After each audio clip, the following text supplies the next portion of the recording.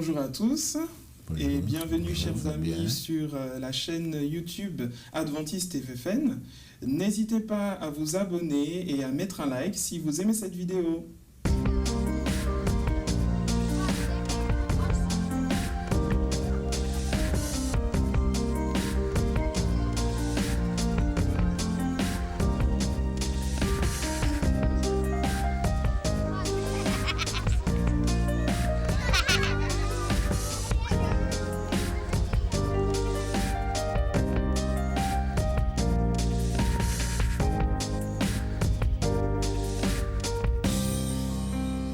Alors aujourd'hui, nous sommes en présence de notre pasteur Joël Vaiti, des églises d'Angers et de Le Mans, ainsi que de pasteur Alain Dubois, donc de l'église de Chevilly-la-Rue, ainsi que Paris Sud-Est et Paris Ghanéen.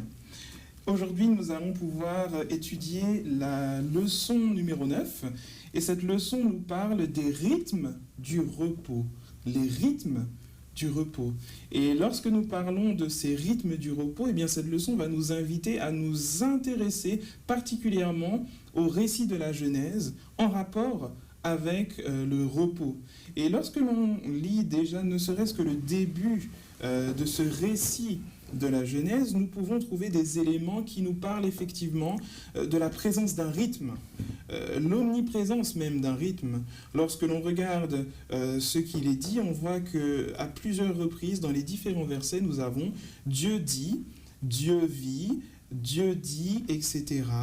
Nous avons aussi la présence du refrain que nous connaissons bien. Hein. Il y eut un soir, il y eut un matin, ce fut le premier jour, etc.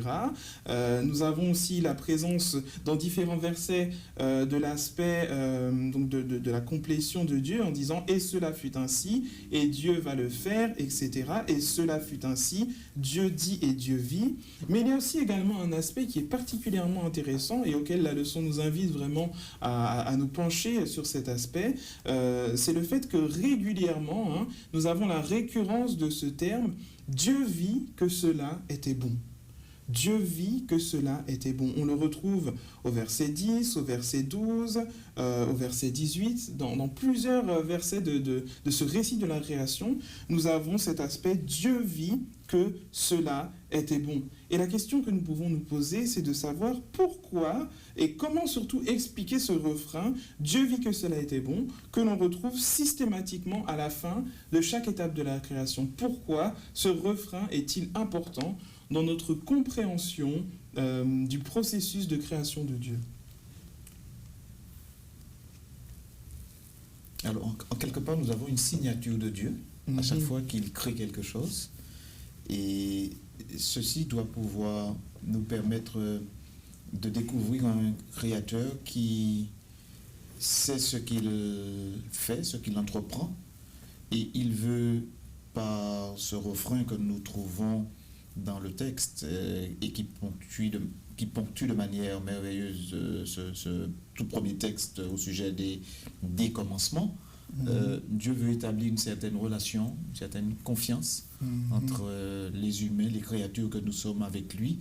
Et je crois que c'est réjouissant de voir que Dieu prend le temps de pouvoir présenter les choses, de pouvoir les accomplir, les réaliser et nous inviter par là même à faire aussi un chemin avec lui, entreprendre une marche avec lui.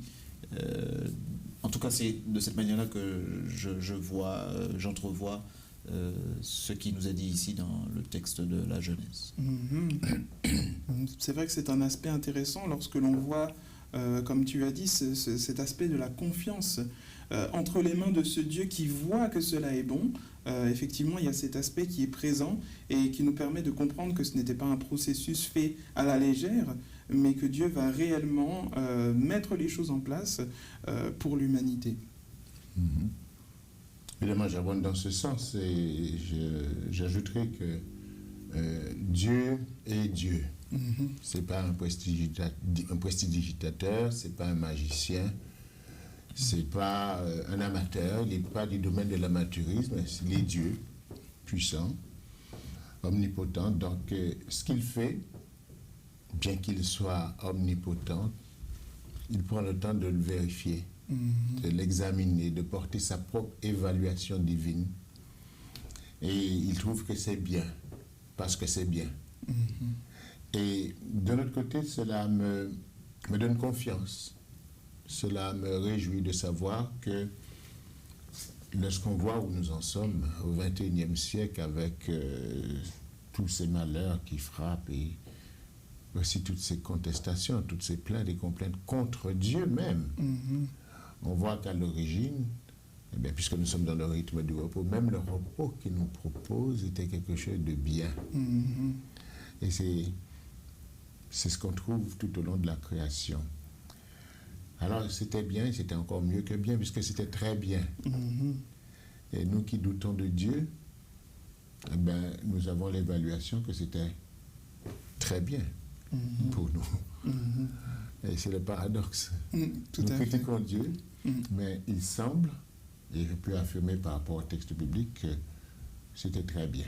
Malgré tout ce qui, à notre époque, peut nous pousser à douter de la nature bénéfique de ce repos. Tout à fait. Et par rapport à ce qui a été dit au niveau donc de ce caractère de Dieu, on perçoit, hein, comme l'a dit Pasteur Joël, ce Dieu en qui nous pouvons avoir confiance.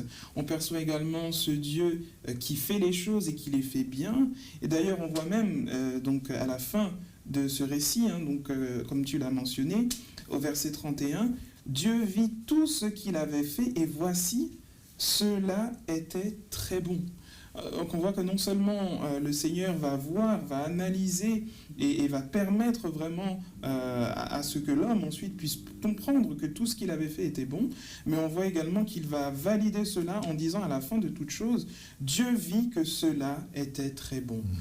Mais parce que nous connaissons également l'histoire et le récit biblique, nous savons que les choses ne vont pas rester de cette façon. Comme tu l'as dit aussi également, hein, si nous regardons l'état des choses aujourd'hui, parfois nous pouvons peut-être nous questionner s'il y a toujours cet aspect de la bonté dans la création. Et c'est vrai que lorsque le péché va rentrer dans ce monde et va perturber toute l'harmonie de la création de Dieu, on aurait pu se dire que ce Dieu parfait, ce Dieu avec un caractère voilà, de la droiture, aurait pu abandonner son peuple. Mais on voit que ce n'est pas ce qu'il va faire, bien au contraire. Dieu qui va créer l'homme dans un processus particulier, qui va le faire à son image, va prendre le temps ensuite, par la suite, de pouvoir donner des lois, toutes sortes de lois et d'ordonnances pour que l'homme puisse tout de même le suivre et pour que ce processus de création ne soit pas totalement anéanti. Et on voit par rapport à cela, et selon ce que la leçon nous propose également, que cet aspect du repos est omniprésent dans le récit de la création, puisque le récit de la création va se terminer par le 7e jour. Hein. Et lorsque l'on va un petit peu dans Exode 20, on peut voir également, à partir du verset 8, ce verset que nous connaissons bien également, hein, « Souviens-toi du jour du repos pour le sanctifier. Le 7e jour est le jour du repos de l'Éternel. Tu ne feras aucun ouvrage. » Donc nous connaissons ce verset par cœur. Mais ce qui est intéressant, c'est de voir ici au verset 11, « Car en 6 jours, l'Éternel a fait les cieux, la terre et la mer, et tout ce qui est contenu, et il s'est reposé le 7e jour. C'est pourquoi l'Éternel a béni le jour du repos et l'a sanctifié. » Et on pourrait se poser cette question, à savoir pourquoi y a-t-il donc cette présence de l'aspect de la création dans ce discours que Dieu va avoir avec l'humanité, et notamment le peuple d'Israël, concernant les lois et les ordonnances, donc les 10 commandements qu'il faut suivre et qu'il va donner à Moïse. Pourquoi y a-t-il donc cet aspect de la création? Pourquoi est-il important pour l'homme, au sein même, au cœur des 10 commandements, de se souvenir de ce temps spécial que fut celui de sa création? En quelque part, Dieu est soucieux d'accompagner les humains que nous sommes. Et le simple fait que le sabbat vienne ponctuer une semaine, tout en rappelant à l'homme ses origines, je crois qu'il n'y a pas de meilleur dispositif, meilleure pédagogie que de pouvoir toujours permettre à l'homme de savoir d'où il vient, savoir que c'est Dieu qui l'a créé, à son image, selon sa ressemblance, et qu'il y a cette nécessité pour lui, s'il veut réussir, de toujours s'en référer à Dieu, de toujours compter avec Dieu pour que son parcours puisse avoir du sens.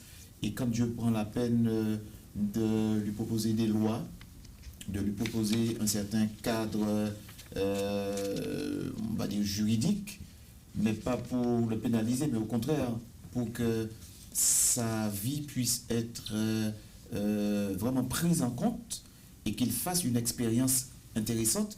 Et le sabbat qui apparaît dans la loi de Dieu est là pour montrer que c'est ce même Dieu qui a tout créé. Et aussi, il y a un aspect qui me vient à l'esprit, c'est le fait que même après avoir tout créé et surtout pris le temps de pouvoir, Dieu a pris le temps de tout mettre à la disposition de l'homme, Dieu s'est reposé et il est en train de dire à l'homme en quelque part que l'homme, même s'il travaille, même s'il entreprend, même s'il a toutes sortes d'activités, l'homme ne pourra jamais avoir d'excuses en disant qu'il ne souhaite pas se reposer parce que Dieu qui a tout créé, lui-même s'est reposé. Et il a créé beaucoup plus que l'homme ne pourra jamais dans une vie créer. Et de manière concise et précise, sur une semaine, tous ces jouets. Et je crois qu'il y a une leçon aussi que nous pourrions dégager de ceci. Et surtout quand ça apparaît dans le contexte de la loi, mais pas pour condamner, mais au contraire permettre à l'homme de pouvoir faire une expérience qui est exceptionnellement forte.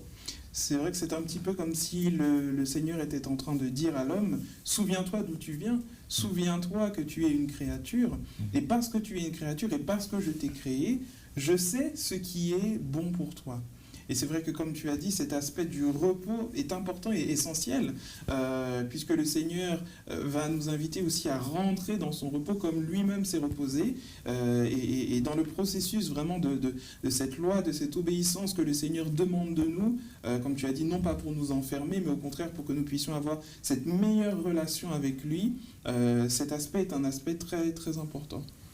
Et puis aussi, on dit souvent, quand on ne sait pas où on va, il faut savoir d'où on vient. Et alors, évidemment, si je me trompe de route, en allant quelque part, j'essaie au moins de repérer d'où je viens et pour trouver mes repères.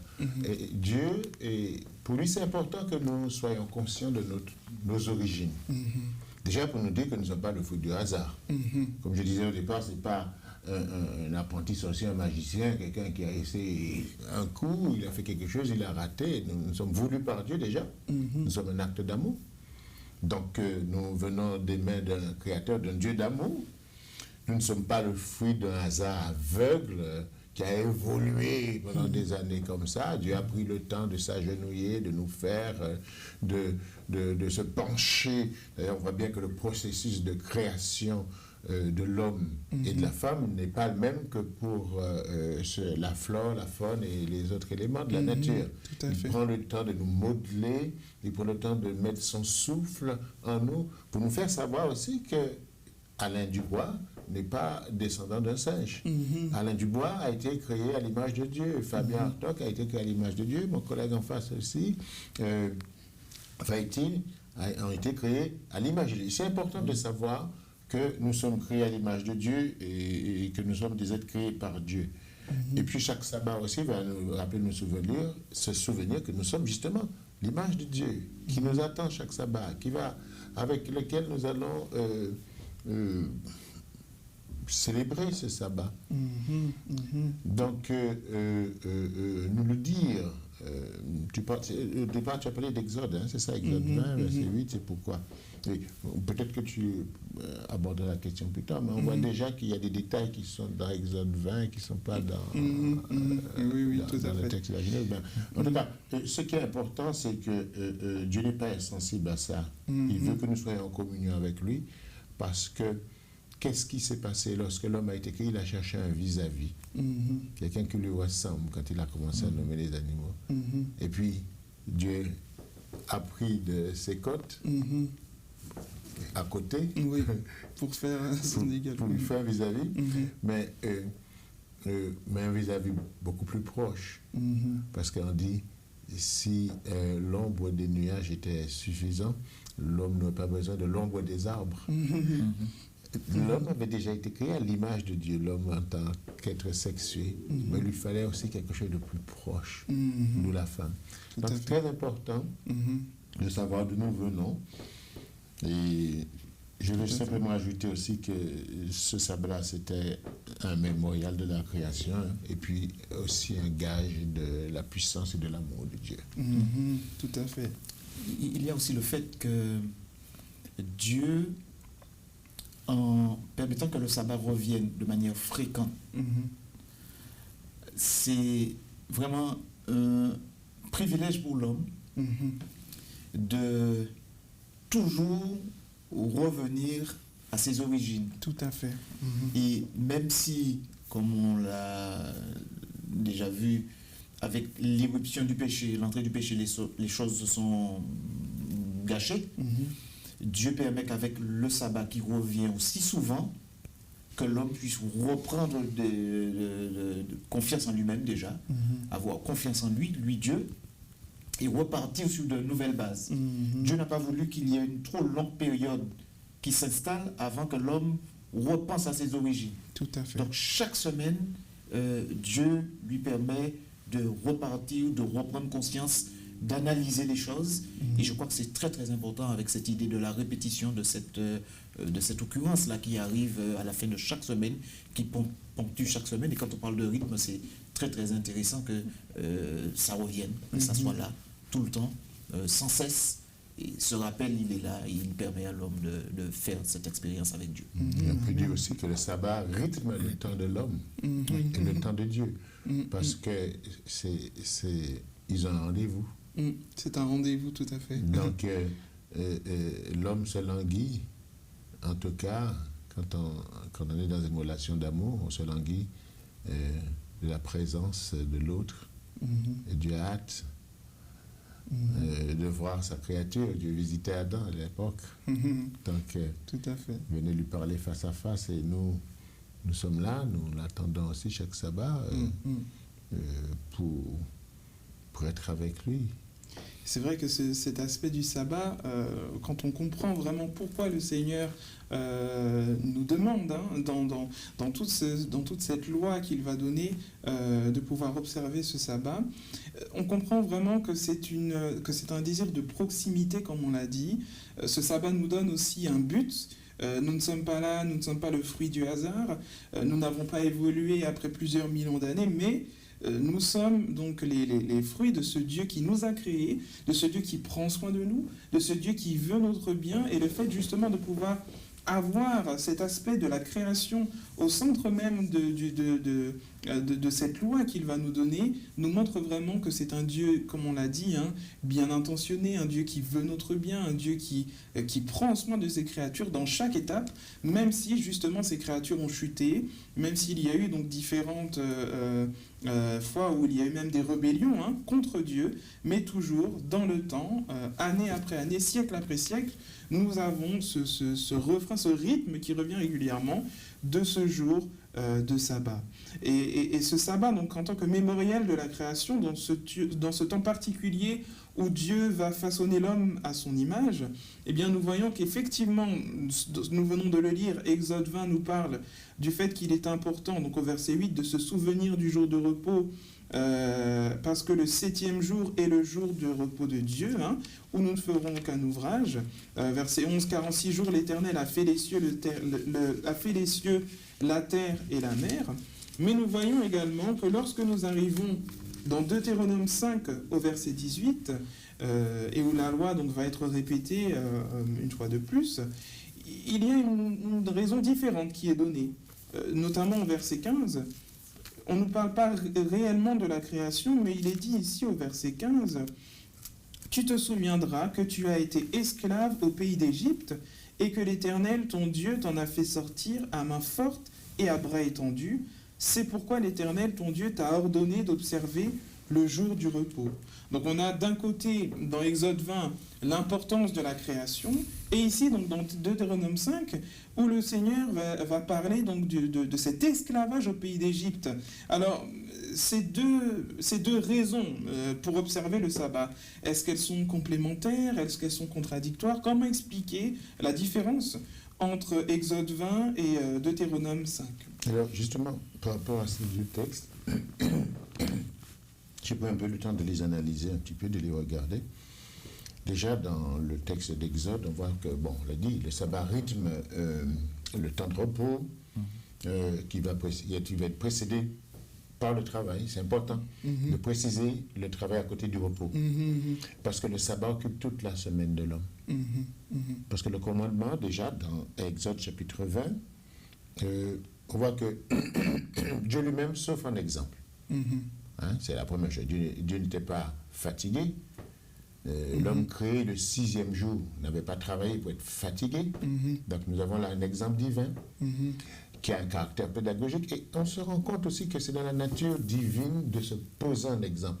Ce n'est pas seulement dans le cadre du sabbat. La divinité s'est posée un exemple déjà dans le cadre du sabbat, mais aussi dans le cadre du baptême. Jésus se posait un exemple. Laisse faire car il est convenable que nous fassions ainsi ce qui est bien. Le sabbat aussi. Dans la scène, l'ablution des pieds, comprenez-vous ce que je Dans vous ai toute fait? chose, Vous êtes heureux pourvu que vous le pratiquiez. Il s'est donné un exemple. Donc la divinité aime à donner des exemples. L'apôtre Paul donnera aussi des exemples, soyez mes imitateurs, comme moi je le suis de Christ. Tout à fait. Et puis les enfants suivent l'exemple de leurs parents aussi. Donc nous vivons d'exemples, de bons et de mauvais exemples, de la nécessité à choisir les bons. Donc Dieu donne les bons exemples. C'est la première chose que je découvre. Et puis le baptême, et puis le commandement, c'est pas tu travailleras 6 jours. C'est tu travailleras 6 jours et tu feras tout ton ouvrage. Et c'est important de comprendre, tu travailleras 6 jours et tu feras tout ton ouvrage. Parce que dans Deutéronome, on a ce tout-là aussi, ce tout qui revient, tu feras aussi tout ton ouvrage. Et ça, c'est important. Mais qu'est-ce qu'il y a de différent, de vraiment fondamental? Dans les deux textes, il y a un dénominateur commun, c'est à savoir tu feras tout ton ouvrage, et le père, le fils, la femme, l'épouse, enfin tout ce qu'il y a dans la maison, dans ses portes, doivent respecter le sabbat. Mais il y a un petit détail dans Exode qui met l'accent sur le fait tu feras tout, et il dit tu te souviendras que tu as été esclave. Mais avant ça, il dit afin que ton serviteur et ta servante se reposent comme toi. Parce que déjà en Égypte, le serviteur, la servante, l'esclave ne se reposait pas comme le maître.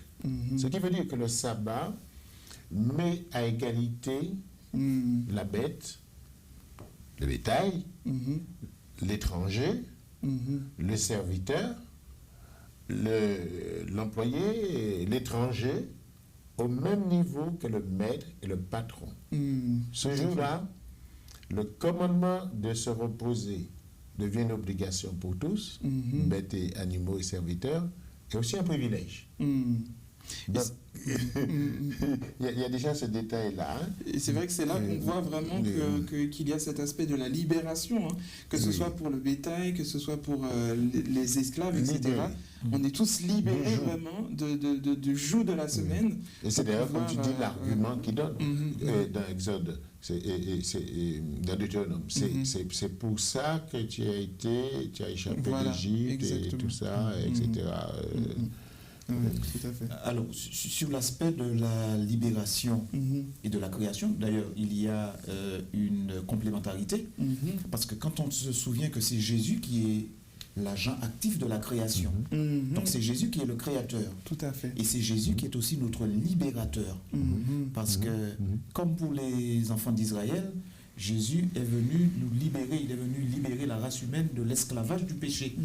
Donc Jésus est à la fois le créateur, il est aussi le rédempteur, et le sabbat, quand je prends le temps de l'analyser, quand je prends le temps de l'observer, m'apporte justement un enrichissement spirituel en me permettant de remonter à mes racines et en me permettant aussi de découvrir qu'avec l'irruption du péché, Jésus a fait encore un geste d'amour tout aussi profond et important qui l'a conduit à la croix, où il a pris le temps de me permettre et de nous permettre de revivre quelque chose de très très fort, en nous libérant de tous ces liens-là, de tous les liens du péché. Donc création et libération vont de pair, parce que c'est le même Jésus qui a créé, qui libère et qui est là pour nous permettre de faire une expérience en attendant ce repos de l'éternité.